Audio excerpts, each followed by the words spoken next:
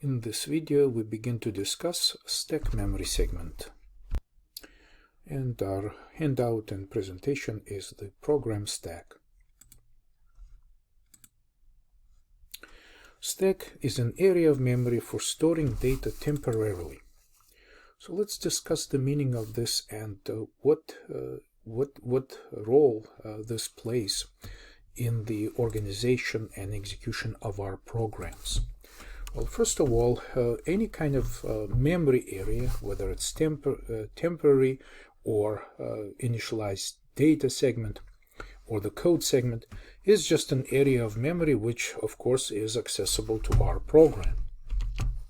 So we can imagine that stack, right here, the stack memory segment, is simply the memory reserved and constructed for us by the loader, the operating system loader component. So here we tell the assembler that we will request the stack of a specific size. If this stack directive is not present in our assembly program, we're just going to use a default 1 kilobyte size stack, 1024 bytes. But we can specify, and this is 256 decimal or 100 hexadecimal is the smallest stack that you can have. So this size of memory is reserved and configured when the program is loaded. So it's also interesting that right now we have our main procedure and there is only one instruction here, return.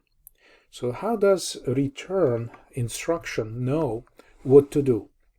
So the return instruction transfers control back to the address, also known as return address, that is located on top of the stack.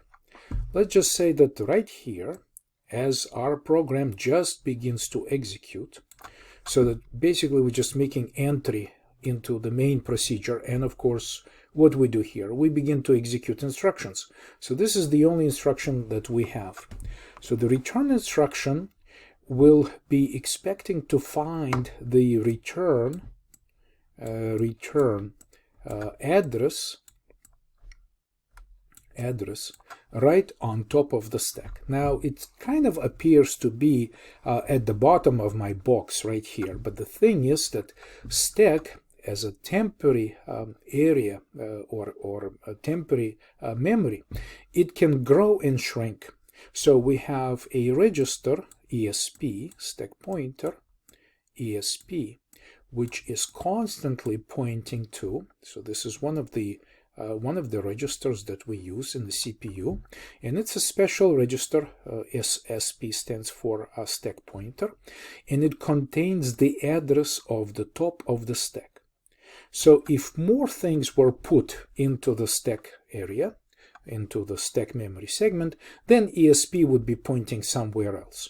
But as we just begin the execution of our program, the arrangement is that on top of the stack, right here, there is a return address to where to return. So let's take a look at this by simply debugging the code. So I already made a copy of the previous project. I renamed it to be week 13, and this is the module that I would like to use in our presentations in this section. So let's see. Well, first of all, I'll just make sure that I build this. So notice that I don't have any data, I don't have any other types of information entered, only a single instruction. So what I'm going to do is I'm going to say debug and step into. So I'm stepping into this program. So the debugger knows that this is where the program begins, and it, by the way, it's also where it ends. So this is my return instruction.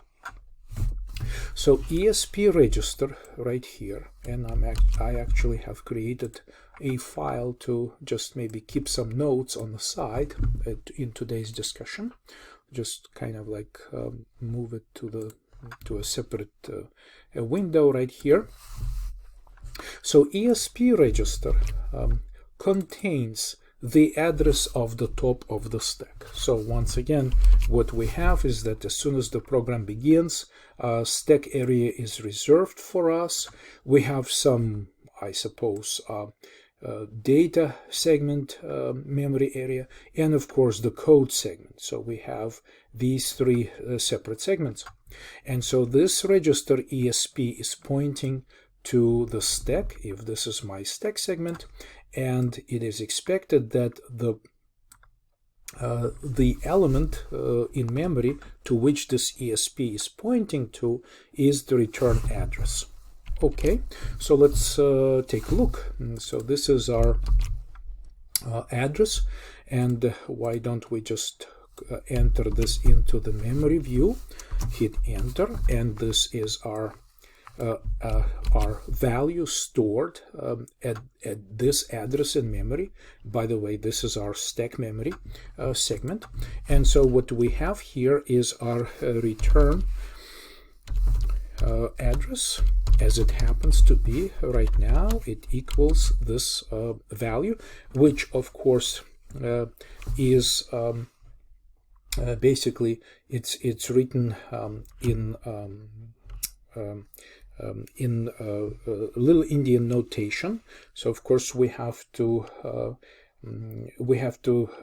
reverse it to see the actual value. But what I'm going to do instead, I'm just going to right click and go to disassembly, and also move this, I'll just move it to the previous document group right here, so that I don't have to have too many windows here open, and resize it a little bit.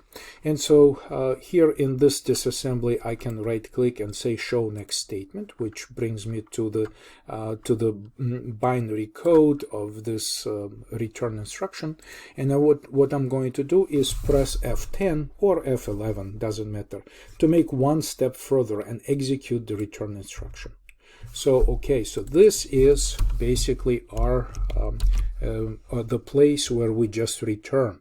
Essentially, the debugging environment shows us this will be the next instruction that we will execute, and apparently this is the call instruction that was in this address space, which invoked main. Okay, so this call instruction contain address of our main procedure in register ESI. This is part of the loading of our module, and when we made call into the address specified by ESI, we were invoking our program. We just executed the return instruction, and we return to the next instruction after the call. So we're just observing how this happens, and of course this is the actual address that now you can recognize that when we change it from Little Indian notation to basically conventional integer notation. So obviously this is obviously the thing that we were able to see on top of the stack. Okay, so at the beginning of the program execution, there was this return address. So let me walk you through this one more time, that when executing a call instruction, so let's just switch back to the disassembly view. So this call instruction was invoking our main procedure. And so when executing a call instruction into our main procedure, the processor pushes the value of instruction pointer, okay, whatever the instruction pointer is, that contains the address of the next instruction following the call instruction. It's actually quite simple, because to be able to execute call instruction, it has to be loaded. These are the this is our call instruction, so it's already loaded into the CPU for execution, and then of course the address of the next instruction is the address that IP instruction pointer register already contains. So this is not that difficult at all, and so this address, the address of the next instruction, what we call is pushed onto the stack. So again, if I draw our stack area, so the program loader already configured this memory, and initially stack pointer points to this stack segment. It's the stack pointer is configured to point to this stack segment by the loader, and the call instruction saves this address right here on top of the stack. Okay, and so this is why when we start to execute our procedure, we can do things, but by the time we get to the return instruction, this stack pointer is pointing to this return address, and all that return instruction does, it retrieves this return address from here, right? Return address from here. It transfers control to the specified address, which is right here. We're still showing our next instruction in debug environment. And then, by the way, the stack pointer is adjusted so that it moves to the previous value in the stack segment, like this. Okay, so whatever is here, I don't know, but surely when the main procedure was just about to start running, the return address was placed there by the call instruction. So call instruction, just a quick summary, right? So the call instruction right here, this instruction right here, which invokes main, it pushes the value of the EIP register, right, which contains the offset of the instruction following the call instruction, which is this instruction, onto the stack, right, into our stack memory segment. And this is later to be used by the return instruction, which after it executes, the return instruction transfers program control back to the specified return address, which is right here, and that address, of course, is found right on top of the stack. So then the address is usually placed on the stack by the call instruction as we specified, and the return is made by using the value that's stored here in the temporary area. So this is a very convenient mechanism and very reliable, safe, and simple mechanism. Basically, call saves the return address, and the return instruction uses this return address to return to where it's supposed to continue the program execution.